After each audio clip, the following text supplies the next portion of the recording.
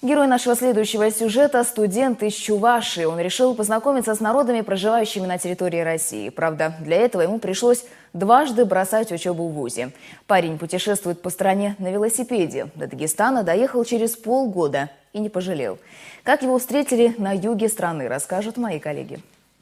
5000 километров. Расстояние не шуточное, на каком бы виде транспорта его не преодолевали. Но наш герой решил сделать это на велосипеде. Никита Васильев – путешественник. Самый обычный парень из Чувашии, который отправился в свой путь еще полгода назад. Причем выехал он из родного города Чебоксары, практически не имея при себе денег. Этим он и отличился от туриста. Ведь путешественник должен испытать на себе все особенности бытовой жизни народа, с которым он познакомился. Расстояние – это не проблема. Физически человек может ко всему приспособиться.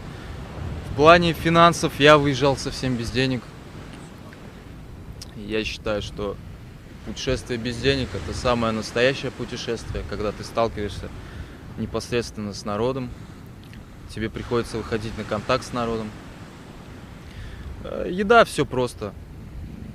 Гречка, котелок, костер и все простое, походное. Что касается нашей республики, то в соцсетях тут же откликнулись люди, которые не забыли о куначестве и готовы были показать Никите южное гостеприимство. Ребята из Махачкалы встретили путешественника, показали все достопримечательности столицы. Отвели в разные интересные заведения, места Махачкалы, Дагестана, где есть что-то красивое, есть на что посмотреть. Одну ночь он остался у меня, и потом, к счастью, у моего друга тоже оказался свободный дом, куда мы его, в принципе, поселили.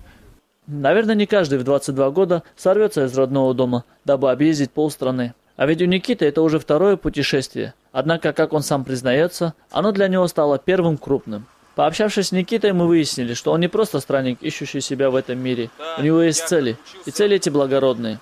Учился на педагога в специальности география, и поэтому в будущем я хочу заниматься педагогической деятельностью, географической. И сейчас это у меня большая практика, моя географическая. И я хочу принести пользу своей республике. Следующим городом в его маршруте станет Дербент. Никита даже не подозревает, что чем южнее Дагестан, тем теплее гостеприимство. Султан Магомедов, Рустам Алибеков. Время новостей.